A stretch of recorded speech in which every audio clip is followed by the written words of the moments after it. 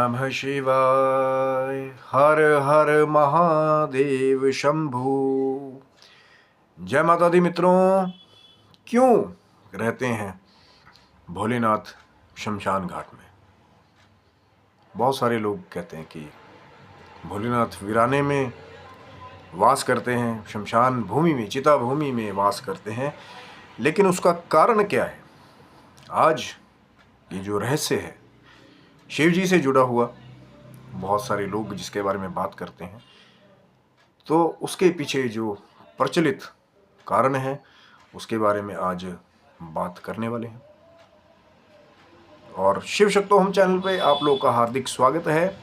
Channel पे यदि नए हैं तो विनम्रता से निवेदन करूंगा कि चैनल को सब्सक्राइब कर लें, ताकि हमारे द्वारा बनाई हुई कोई वीडियो सबसे पहले आपको प्राप्त हो। वीडियो में दिखाई जाने वाली जानकारी यदि आपको अच्छी लगे तो ज़रूर लाइक करें, शेयर करें, सब्सक्राइब रखें चैनल को जब आप सब्सक्राइब रखते हैं तो कोई भी वीडियो जो हमारी नित्य कोशिश होती है, भगवान शिव की कृपा से, माँ जगदम्बा की कृपा से जो भी वीडियो बनाई जाती है वो सबसे पहले आपको, जब आप चैनल को सब्सक्राइब रखते हैं तो ऑटोमेटिक प्राप्त हो जाती है। और चैनल पे बहुत सारी और भी ज्ञानवर्धक पुरानी वीडियोज़ हैं, उनको भी देख करके आप उनका लाभ उठा सकते हैं। तो बात कर रहे हैं आज चिता भस्मधारी, चिता भूमि में वास करने वाले, शमशान में वास करने वाले हर हर महादेव शंभू के बारे में। क्यों महादेव चिता भूमि में वास करते हैं? बहुत सारे लोग जो इसके बारे में बात करते हैं, कई बार कहीं ना कहीं उनके मन में ये बात कई बार जरूर उठती होगी। अब कई बार लोग कह तो देते हैं ना कि तीनों लोग बसाए बस्ती में, आप बसे वीराने में, कि क्यों शिव जी एकाकी होकर वीराने में वास करते हैं जब तीनों लोगों को सब कुछ देने में समर्थ हैं। कभी किसी को पुत्र दे रहे हैं, किसी को धन दे रहे हैं, किसी को बड़ा नौकरी पेशा दे रहे हैं, बड़ी बड़ी पोस्टों पे लोगों को अपनी कृपा से बिठा दे रहे हैं। और मिलता ज़रूर है जो भाव के साथ शिव जी की आराधना करते हैं।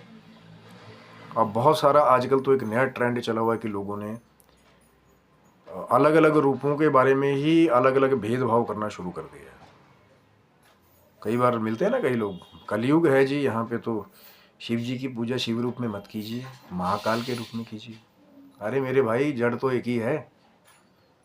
महादेव के ही अलग अलग रूप हैं। कहीं महामृत्युंजय स्वरूप भगवान शिव का है, कहीं महाकाल स्वरूप है। जब बीज उस शिव रूपी जीव को, उस तत्व को आप जान लेंगे, उसके साथ जुड़ जाएंगे, तो फिर तो अलग अलग जो वैरायटीज़ हैं, अपने आप उनकी महिमा। जब कहते हैं ना कि थानेदार के साथ ही आपकी यारी लग जाए तो फिर सिपाहियों से क्या डरना। अब जो मेन फिगर है, जब जो भगवान शिव के ही अलग अलग अवतार हैं, जब आपका शिव जी के साथ ही उस शिव तत्व के साथ कनेक्शन हो गया तो फिर तो क्या डरना। पर आज बात कर रहे हैं कि जो भगवान का चिता भस्म धारी रूप है, और इसके बारे में बहुत प्रचलित कथाएं भी हैं जो प्रमाणित करती हैं कि शंकर जी जो है वो शमशान में भी वास करते हैं। और कई लोग अब इसमें भी लग रहे कि नहीं, शंकर जी कहाँ चिता में वास करते हैं, शंकर जी तो कैलाश के ऊपर वास करते हैं। तो शंकर जी तो घट घट के वासी हैं। कब कहाँ किस रूप में कहाँ आपको मिल जाएं, वो उनकी माया है, उसको आप इतनी आसानी से समझ नहीं पाएंगे। गृहस्थियों को वो कैलाशवासी के रूप में भी दर्शन देते हैं, लेकिन जो अघोर पंथ को मानने वाले हैं, जो नाथ संप्रदाय को मानने वाले हैं, तो शंकर जी अपना वो जो भस्मीभूत रूप है, राख से लिपटा हुआ, उसका भी दर्शन करा देते हैं। तभी तो अघोर पंथ जो चला है, जिसको नाथ आप अघोरी का रूप देते हैं, वो जिस हिसाब से पूरे शरीर में राख मल के विभूति भस्म को लगा करके जो साधनाएं करते हैं, कहीं ना कहीं उसका आइडियल जो है और वो जो मार्ग जिसके द्वारा शुरू किया गया है, वो शंकर जी के द्वारा ही शुरू किया हुआ है। और उसके बारे में मैं बाद में आपको चीज़ बताऊंगा। तो बहुत सारी चीज़ें हैं जो बाद में डिस्कस करने वाली है। अघोर पंथ तो बहुत तगड़ी महिमा है और बहुत बड़ी जो है एक चीज़ है, और एक ही रात में समझा देना उस चीज़ को किसी यूट्यूब पोर्टल पे, किसी नए पोर्टल पे जो है वो पॉसिबल नहीं है। क्यों? क्योंकि एक ऐसा संप्रदाय है जो गुरु नाथ परंपरा के हिसाब से चलता है। ऐसे ही थोड़ी सबको जो चमत्कारिक, जो जिसे हम कहते हैं कि शक्तियां हैं, शक्तियों का गुह्य ज्ञान है, जो गुप्त ज्ञान है, वो जो रहस्यों से भरा हुआ है, बड़ी महान शक्तियों से जुड़ा हुआ है, वो बिना किसी परीक्षा के जो पारंगत गुरु हैं, चाहे हम अघोर पंथ की बात करते हैं, चाहे हम नाथ संप्रदाय की बात करते हैं, इतना आसान नहीं है कहीं पर भी इस चीज़ को करना कि हर एक जो छुपी हुई जानकारी है। क्योंकि देखिए, सीधी सी बात है कि जब कुछ चीज़ें, ऐसी शक्तियाँ कुछ ऐसी हैं, अगर वो गलत हाथों में पड़ जाएंगी तो फिर पतन कर देती हैं कई बार लोग कल्याण वाली चीज़ों का। और जब सही हाथों में वो शक्तियाँ आ जाती हैं तो वही शक्तियाँ जो है वो लोक कल्याण कर रही होती है, बड़े बड़े लोगों की ज़िंदगियाँ बचा रही होती हैं, उनको सही मार्ग दिखा रही होती है। इसीलिए मैंने बात की ना कि बाद में कई बार, ये बहुत ही लंबा एक चैनल है, अघोर कैसे शंकर जी ने अघोर रूप लिया, अघोर पंथ का जो पूरा एक बहुत बड़ी एक महिमा है। और कई बार ऐसा भी होता है कि जिस चीज़ को कुछ लोग लगे हुए हैं कि उसको बचाने में, उसको आप रहस्य को ऐसी जगह उजागर कर दें। अब आजकल तो एक ट्रेंड चल रहा है कि पॉडकास्ट का भी एक वो आ गया कि लोग वहाँ पे तांत्रिक सीक्रेट्स को भी वहाँ पे आकर के बता दे रहे हैं। और होता क्या है कई बार कि देखो, मैं किसी को सही या गलत नहीं बता रहा हूँ, पर हर एक चीज़ के दो पहलू होते हैं। तो वो जब सीक्रेट्स रिवीलिंग हो रही होती है, चाहे वो तांत्रिक टेक्स्ट की है, तो कई बार क्या होता है कि जो अच्छे लोग हैं वो उसको जानकारी की तरह, सावधानी की तरह उसको लेते हैं, या एज एन एक्सपीरियंस शेयरिंग। लेकिन जो अज्ञानी नए बच्चे हैं, कई बार वो ऐसी चीज़ों में उतर पड़ते हैं जिसके बारे में उनको पूरा ज्ञान भी नहीं है कि कल को मैं ये क्रिया करूँगा जो शायद तंत्र से जुड़ी हुई है तो उसका नुकसान मुझे होगा। इसीलिए मैं आपको कह रहा हूँ कि कुछ जानकारियाँ ऐसी हैं, जब तक ये परीक्षण नहीं कर लिया जाए कि आप उस रहस्य को जानने के कैपेबल है नहीं। कई बार मैं वीडियोस इस पे ज़रूर काम ज़रूर करता है कि एक बेसिक नॉलेज जो है बच्चों को इससे जुड़ी हुई दी जाए, लेकिन कहाँ तक उसको रिवील करना है, उस रहस्य को उजागर करना है, वो भी चीज़ का ख्याल रखना पड़ता है कि कल को कोई ऐसा ना हो कि कोई नया बच्चा उठ करके और उसका जो है मन जो है वो इन चीज़ों की तरफ जाए और बिना उसकी सावधानियों को और जानकारियों को जाने वो चल पड़े। तो इसलिए मैं कह रहा हूँ कि अघोर पंथ या नाथ पंथ जो है, ये बहुत बड़ी एक महिमा है। शायद और भी वीडियोस में धीरे धीरे हम बात करेंगे कि कैसे अघोर रूप जो है वो शंकर ने लिया था। पर आज बात चर्चा चल रही है कि शमशान में क्यों रहते हैं शंकर जी, जब पूरी तीनों दुनिया को देने वाले हैं और सब कुछ देने में समर्थ हैं, तो क्यों फिर अकेले में वीराने में? तो इसके 2 या 3 कारण हैं जो मुख्य प्रचलित है, आज मैं उसके बारे में बात करूंगा। पहला कारण तो यह है कि शंकर जी की एक जो ड्यूटी है, जो संहारकर्ता की ड्यूटी है।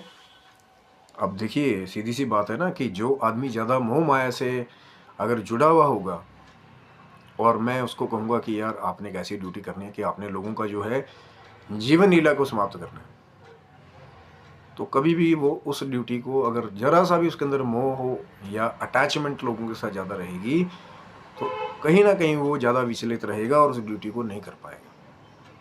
और यहाँ तो शंकर जी स्वयं उस डिपार्टमेंट के स्वामी है जहाँ लोगों की जीवन लीलाएं जो है वो विराम की तरफ जाती हैं। संहार करने का मतलब क्या है कि आप पैदा हुए, रहे, पालन हुआ और फिर आपको जाना पड़ा।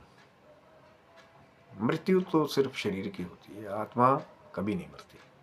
लेकिन ये जो शारीरिक जो विराम है, जिसको मृत्यु कहा गया मातृलोक में, तो इस डिपार्टमेंट के अधिपति जब शंकर जी हैं, क्योंकि किसी का भी संहार है वो उन्हीं के ही शक्तियों के अंतर्गत होता है, तो फिर जिस मरने के बाद जिस यात्रा की शुरुआत होती है आत्मा की, मैंने कहा ना आत्मा नहीं मरती, सूक्ष्म जो यात्रा है उसकी, सूक्ष्म शरीर की, या अंदर जो वो हमारी जो ज्योति स्वरूप आत्मा है, जो उसकी यात्रा है, वो शरीर छोड़ने के बाद भी ख़त्म नहीं होती। अपने कर्मों के हिसाब से उसका लेखा जोखा या जो भी बहुत सारी चीज़ें गरुड़ पुराण में भी एक्सप्लेन की गई हैं। 4 द्वार अलग अलग यम के, कौन कैसे कैसे कर्मों के हिसाब से कैसे जाता है। लेकिन सोचने की बात है कि यात्राएं तो ज़रूर चलती हैं। और शंकर जी उसी चिताभस्म में, उसी शमशान से वास करके जो है एक मैसेज ये देते हैं सबको कि एक ना एक दिन तुम्हारे को इसी राख में आकर के मिलना पड़ेगा। और जब आप शमशान भूमि की यात्रा में पहुंचोगे तो आप चाहे फिर कोई भी हो, सेठ हों, बहुत बड़े धनाढ्य हों, बहुत धन भंडार आपके भरे में हो, या जो आपका एक चीज़ है आपकी ने बहुत मेहनत से जो जोड़ी हैं जो चीज़ें, वो भी पीछे छूट जाएंगी और शमशान भूमि की यात्रा आपको करनी पड़ेगी। अब जब एक कॉमन सी एक कई बार लोगों की थिंकिंग आती है कि जब सब कुछ खत्म ही होना है, जब एक ना एक दिन डेफिनेट शमशान की यात्रा पे जाना, क्योंकि एक दिन ज़रूर आएगा जब सब कुछ छोड़ करके आपको अकेले ही इस शमशान की यात्रा पे निकलना पड़ेगा और सगे संबंधी आपको उस शमशान की भूमि में छोड़ करके वहाँ से वापस आ जाएंगे। इसीलिए बहुत सारी जो तैयारियां हैं बाद के सफ़र के लिए भी करनी चाहिए। और अपनी तैयारी, तभी तो कहते हैं ना कि ये 2 अटल सत्य हैं, इनको भूलना नहीं चाहिए, एक जन्म और एक मृत्यु। तो जो मृत्यु के देवता हैं वो मृत्यु के ही, जहाँ से यात्रा शुरू होती है, मृत्यु के बाद ये शमशान से आत्मा के आगे की सूक्ष्म यात्रा शुरू होती है, तो भगवान भोलेनाथ वहाँ पे वास करते हैं। उसके बाद बहुत सारी चीज़ें हैं, चिताभस्म की राख का लेपन है, और उसके बारे में हम लोग जो है टॉपिक बहुत लंबा हो जाएगा कि चिताभस्म की राख को बाबा क्यों लगाते हैं। पहले भी एक वीडियो बना था, पर चिता की राख को ही क्यों लगाते हैं उसके बारे में भी शायद चैनल को सब्सक्राइब रखिएगा, आगे शायद बात होगी।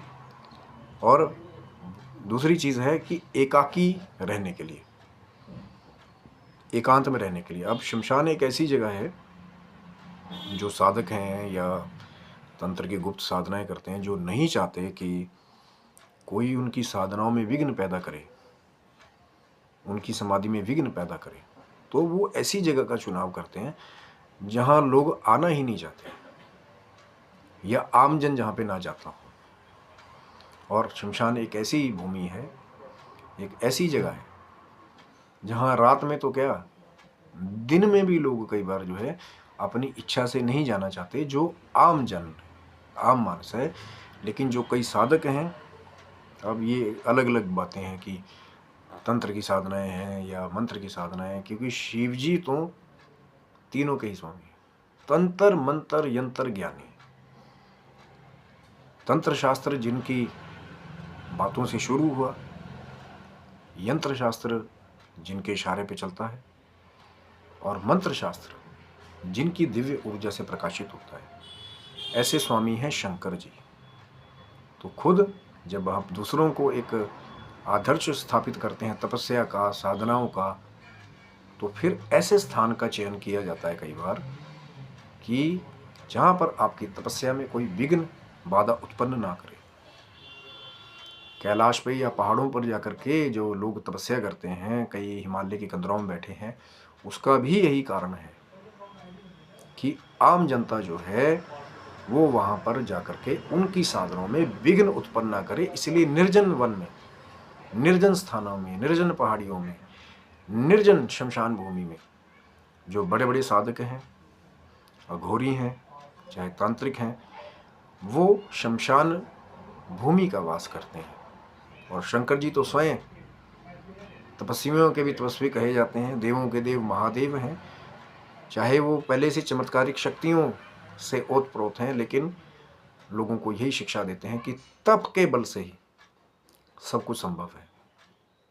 तप बल ब्रह्मा रचनाकारा, तपबल विष्णु पालनहारा और तपबल शंभु करे संहारा। ये जो तप की शक्ति है, सबको अपना श्रम करना पड़ता है, चाहे कोई देवी देवता है, चाहे कोई मनुष्य है, या चाहे देवादिदेव महादेव भी इसी एग्जाम्पल के साथ अपने आप को तपोनिष्ठ रखते हैं कि जो लोग हैं वो उनका अनुसरण करके, फिर तो बड़े बड़े संप्रदाय शुरू हो गए ना, अघोर संप्रदाय हो गए, नाथ संप्रदाय हो गए, लेकिन जो सबसे प्रथम नाथ हैं वो कौन है? वो भोलेनाथ है, नाथ संप्रदाय। आगे तो फिर तो बहुत ही बड़ा विस्तार है। मेरे पास वो बुद्धि नहीं है, अल्प बुद्धि है कि मैं पूरी महिमा को नहीं बता सकता, लेकिन सच्चाई यही है कि शमशान भूमि के अंदर वास करने का ये भी एक कारण है कि आम जन बार बार वहाँ जा कर के जो अखंड समाधि लेने वाले हैं, जो निर्विघ्न समाधि को करने वाले हैं, निर्विघ्न साधनाओं को करने वाले हैं, तपस्याओं को साधना करने वाले, चाहे बहुत सारी साधनाएं से जुड़ी हुई हैं। जैसे एक का नाम आपने सुना होगा, शव साधना। क्या है शव साधना? तो चैनल को सब्सक्राइब रखिएगा। पर मैं कोई भी क्रिया, कोई भी दीक्षा, कोई भी चीज़ें यहाँ से शुरू करने के बारे में किसी को भी नहीं बोल रहा हूँ। ना ही मैं कह रहा हूँ कि मैं बहुत बड़ा पारंगत तपस्वी हूँ, हम तो यहाँ रहते हैं वहाँ रहते हैं, मैं कुछ नहीं बोल रहा। सिर्फ एक जानकारी के लिए और एक भाव के लिए कई लोगों के मन में प्रश्न उठता है कि क्यों शंकर जी चिता भस्म के स्थान में रहते हैं, उसकी बात करें। क्योंकि जो अघोर पंथ है, कहीं ना कहीं उसको भी शुरू करना उनके कार्य के द्वारा ही हुआ था और सब उनके अंडर ही आता है। और बहुत सारे ऐसे गहन रहस्य हैं जो आपको, जब आप किसी ऐसे गुरु के सानिध्य में आते हैं, पहले आपकी परीक्षाएं होती हैं, उसके बाद जा करके आपको कई चीज़ें प्राप्त होती हैं। आप YouTube पे बैठ करके किसी को, या कहीं पोर्टल पे बैठ करके किसी को बोल दे यार हम तो बैठे बैठे आपको ये सिखा देंगे वो सिखा देंगे, पर जब सामने से सीखा जाता है, किसी के साथ रहा जाता है, फिर उसकी परीक्षाएं डायरेक्ट होती हैं। तब गुरु जब देख लेता है कि हाँ चेला है सीखने लायक, इसके अंदर वो भाव है, ज्ञान है, वो अच्छी चीज़ है कि ये हमारे पंथ की, हमारे धर्म की मर्यादा भी रखेगा, और इसके अंदर वो निष्ठा भी है कि जो शमशान भूमि जैसी जगह में भी अगर रहना पड़े गुरु के सानिध्य में, और इसके अंदर वो समर्पण है, तो तभी रह पाओगे ना। नहीं तो लोग बोलेंगे यार क्या बेवकूफ़ी वाली बात है कि यार अच्छा बड़ा फ्लैट में रह सकता हूँ मैं, बढ़िया बढ़िया स्वीट्स में रह सकता हूँ होटल्स के, यार बट शमशान भूमि में जहाँ पे ना बंदा ना बंदे की साथ। पर सच यही है मित्रों, अगर साधनाएं करनी है और कुछ आपने अपनी उन्नति करनी है, जो हमारी अंदर की यात्रा है, जो हमारी सूक्ष्म चेतना है, उसको बढ़ाना है, तो आपको एकांत में ही सफलता ज़्यादा मिलेगी। अब 4 ऐसे दोस्तों से घिरे रहोगे जहाँ पर वो लोग आपको गलत चीज़ खाने के लिए बद्ध करें, कहीं भी जाने के लिए आपको बद्ध करें कि भाई आज तो यहाँ चलते हैं, आज तो वहाँ चलते हैं, आज ये चीज़ खा लेते हैं, आज वो चीज़ कर लेते हैं, तो फिर बैठोगे कब मेरे भाई? साधनाएं कब करोगे?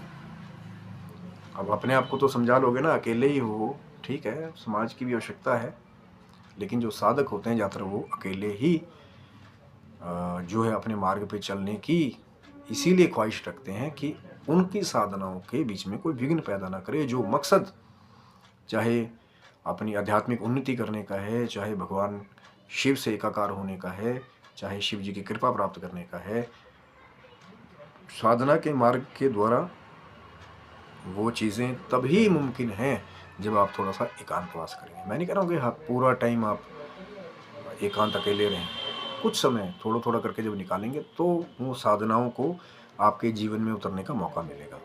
चाहे मंत्र जाप हो, योगाभ्यास हो, चाहे ध्यान लगाना हो, चाहे त्रिनेत्र की साधना हो, चाहे त्राटक हो, बहुत सारी चीज़ें हैं। अब त्राटक क्या है, मंत्र साधनाएं क्या है, तो ये सब कुछ आज इसी वीडियो में अगर बताने की कोशिश करूँगा तो वीडियो बहुत ज़्यादा लंबा हो जाएगा। बहुत गहरी चर्चाएं हैं और बहुत रोमांचित करने वाले एक्सपीरियंसेस भी हैं, बहुत रोमांचित करने वाला ज्ञान भी है। लेकिन जब शिव जी की कृपा हो जाती है, उस माँ जगदम्बा की कृपा हो जाती है, तब धीरे धीरे आप उस चीज़ में पहुँचते हैं कि क्यों शंकर जी शमशान भूमि में वास करते हैं। और क्यों उनको भस्मधारी कहा जाता है? एक वीडियो पहले भी है, शंकर जी भस्म क्यों लगाते हैं। लेकिन जो अलग अलग तरह की मैंने भस्म के बारे में बात की थी ना, एक तो चंदन, सफ़ेद चंदन की भस्म है, कोई शिव अग्नि की भस्म है, श्वेत भस्म है। लेकिन कई बार हम सुनते हैं ना कि शंकर जी चिता भस्म का भी लेपन करते हैं। तो उसका क्या कारण है कि चिता का भस्म का लेपन करते हैं? एक तो नॉर्मल भस्म की बात हो रही थी, लेकिन जो चिता की भस्म है, कई बार लोग कहते हुए सुनते हैं, थोड़ा ये एक कॉन्फिडेंशियल एक टॉपिक है, क्यों लगाई जाती है और क्या उससे जुड़ी सावधानियां हैं। मैं तो बार बार वही बात कहता हूँ कि भैया जानकारी के लिए आपको चीज़ें दी जा रही हैं, कोई यहाँ से कोई ऐसी चीज़ गतिविधि को शुरू करने के लिए बोल रहा हूँ, और करना भी मत बिना जानकारी के। सिर्फ एक जानकारी है, उसको जान लेंगे जब शंकर जी की कृपा हो जाएगी, कोई गुरु आपको ऐसा संत मिल जाए जो आपको उससे अवगत कराए, और अगर दीक्षा देते हो शंकर जी की जब कृपा हो जाएगी तो अपने आप ही आपको स्वतः सब कुछ प्राप्त हो जाएगा। और आज का वीडियो था मित्रों सिर्फ शंकर जी क्यों जो है शमशान भूमि में वास करते हैं, पर ये चर्चा अभी बहुत लंबी है। हो सकता है मैं अगला वीडियो इसी चीज़ से जुड़ा हुआ आगे जल्दी लेकर के आऊँगा, क्योंकि ये चीज़ यहीं पे ख़त्म नहीं होती।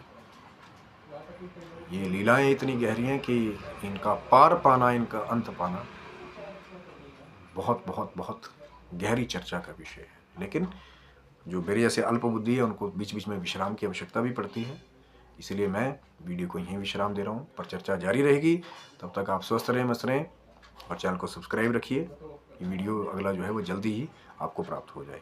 और भगवान शिव जी करें, माँ जगदम्बा करें कि उनकी कृपा सदा आपके और आपके पूरे परिवार के ऊपर यही बने रहे। तब तक के लिए हर हर महादेव, जय माता दी मित्रों।